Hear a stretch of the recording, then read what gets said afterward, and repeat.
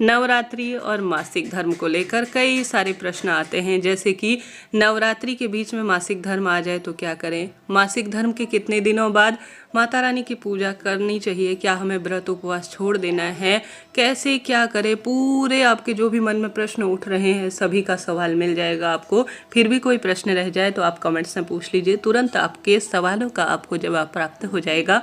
आइए आरंभ करते हैं। भले ही वह कुंवारी लड़की हो या महिला हो, प्रत्येक महिला चाहती है कि वह माता की भक्ति करे पूर्ण रूप से, समर्पण भाव से, परंतु मासिक धर्म आ जाता है तो कहीं ना कहीं मन में कसौट सी रह जाती है कि अब कैसे अपनी पूजा आराधना को संपन्न करें, कैसे श्रेष्ठ फलों की प्राप्ति करें।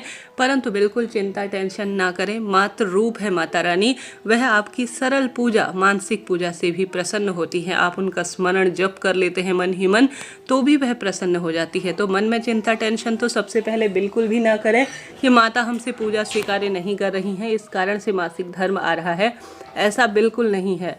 माँ आपसे प्रसन्न है, इस कारण से आपकी भक्ति पूजा स्वीकार्य भले ही अब थोड़ी सी देर की करेंगे परंतु वह श्रेष्ठ रूप में हमें प्राप्त होगी।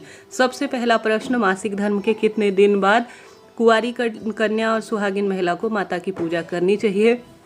आप सभी मैं बताते हुए चलूँ, ऊपर स्क्रीन पर एक श्लोक देख पा रहे हैं जिसमें शास्त्रों में लिखा गया है कि 4 दिन पूर्ण हो जाने के बाद 5वें दिन से महिला पूजा कर सकती है भगवान जी की। परंतु जो लोक मान्यताएं हैं, अलग अलग क्षेत्रों के हिसाब से, परिवार के हिसाब से अलग अलग मान्यताएं होती हैं।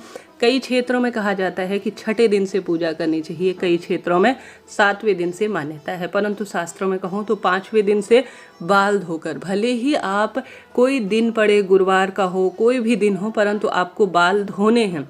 बाल आपको साबुन शैम्पू का प्रयोग कर कर अच्छी तरह से, शुद्ध साबुन शैम्पू का प्रयोग कर कर अच्छी तरह से आप स्वच्छता का ध्यान रखकर बाल धोकर 5वें, 6ठे और 7वें दिन से पूजा में बैठ सकती है। बस इस बात का ध्यान रखिए कि 5वां दिन अगर आपका है तो रक्तस्राव ना हो रहा हो, रक्तस्राव बंद हो गया हो, बाल धो लिए हैं तो 5वें दिन से आप पूजा में बैठ सकती हैं, मंदिर जा सकती है, सभी चीज़ों को स्पर्श कर सकती हैं। परंतु आपका रक्तस्राव हो रहा है 5वें दिन, जो 6ठे दिन से 7वें दिन से ही आप पूजा में बैठे, परंतु बाल धोकर ही आप कार्य करें, इस बात का ध्यान रखें। यह तो बात हो गई। अब प्रश्न आता है कि दीदी प्रथम दिन हमें मासिक धर्म था, क्या दूसरे तीसरे दिन कलश स्थापना कर सकते हैं? तो आपको यहाँ पर आपके जवाब देते हुए चलूँ कि आपको दूसरे या तीसरे दिन कलश स्थापना किसी भी स्वरूप में आप नहीं कर सकते हैं। कलश स्थापना हमेशा प्रथम दिन ही होती है, इस चीज़ को आप नोट करते हुए चलिएगा। तो प्रथम दिन आपको कलश स्थापना सबसे सुंदर श्रेष्ठ स्वरूप में करनी है, सबसे पहले माता रानी की। किसी कारण से नहीं कर पाते हैं प्रथम दिन कलश स्थापना, तो घर पर बच्चे हैं, थोड़ा सा ही सही संक्षिप्त रूप में एक कलश रख देंगे, वहाँ पर खाली एक जल का लोटा भी रख देंगे तो वह भी कलश स्वरूप में है। अगर आपके पति करते हैं इन चीज़ों को, पूजा पाठ में विश्वास रखते हैं, तो उनसे कहिए यह सरल सी प्रक्रिया होती है, आप कलश स्थापित कर दीजिए। परंतु बीच में कलश स्थापना नहीं होगी। बीच में से अगर आपका मन कहता है कि मैं व्रत पूरे कर सकती हूँ, आज दूसरा तीसरा चौथा नवरात्रा है, मैं आज से व्रत करना चाहती हूँ, तो जितने दिन आपके व्रत हाथ आ जाए ना, उतने दिन के आप व्रत करते हैं तो बहुत सुखद इसके परिणाम मिलते हैं। जब से भक्ति शुरू की जाए, जब से पूजा आराधना शुरू की जाए, वही दिन उत्तम है। तो तीसरे चौथे 5वें दिन से भी जितने दिन आपके हाथ आ जाए उतने दिन आप नवरात्रि व्रत कर सकते हैं।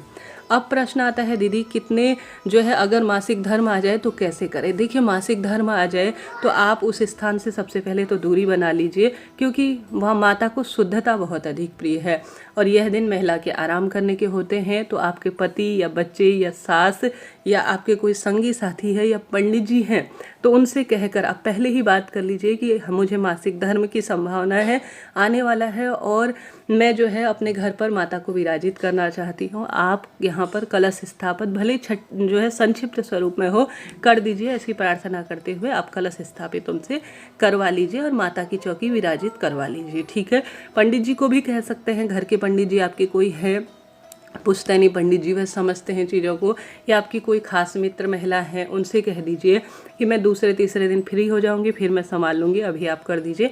बच्चे थोड़ा सा करने लायक है तो उनसे कह दीजिए, भले ही विस्तृत विधि विधान से ना हो परंतु संक्षिप्त रूप से आप अपने पति इत्यादि से करवा लीजिए। जब आप फ्री हो जाएंगी तो फिर पूरा आप विधि विधान संभाल लीजिए।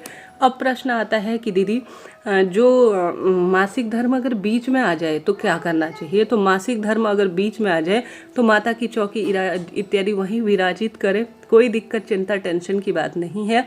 आप विधि विधान से जो है आपके घर के अन्य सदस्य पूजन कर लेंगे और आप व्रत उपवास करते रहें।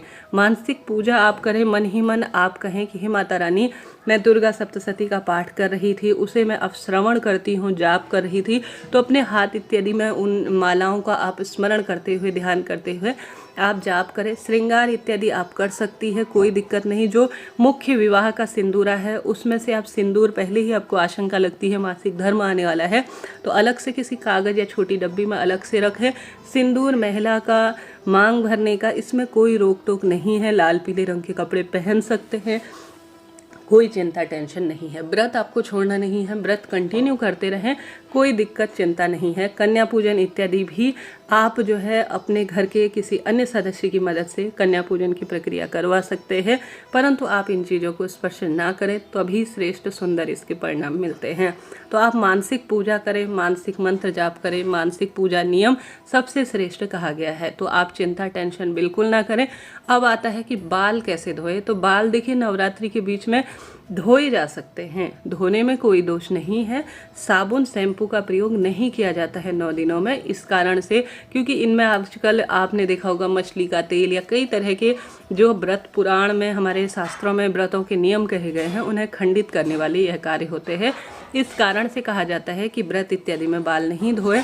बाल धोने में कोई बुराई नहीं है, पानी से साफ स्वच्छ शास्त्रों में कहा गया है होकर ही पूजा करनी चाहिए, तो बाल आप धो सकते हैं, परंतु बालों में साबुन शैम्पू नवरात्रि के दौरान प्रयोग ना करें तो ज़्यादा शुभ और श्रेष्ठ रहेगा। तो इस तरह से कुंवारी कन्या और सुहागिन महिला नवरात्रि के व्रत करें। भूल चूक के लिए क्षमा प्रार्थी हों, बीच में अपने व्रत को नहीं छोड़ना है, विधि विधान से आप पूजा करें। अगर प्रथम दूसरे तीसरे दिन भी आपका नवरात्रि का व्रत मासिक धर्म की स्थिति के रहता है तो तीसरे चौथे दिन से आप पूजा शुरू कर सकते हैं, कोई दिक्कत की बात नहीं है। कहने का अर्थ है मासिक धर्म के दिन पूरे हो जाने के बाद नवरात्रि के तीसरे चौथे दिन से भी आप विधि विधान से प्रथम दिन की तरह से ही शुरू करते हुए जो नियम है उसे पूर्ण कर लीजिएगा, कोई चिंता टेंशन की बात नहीं है।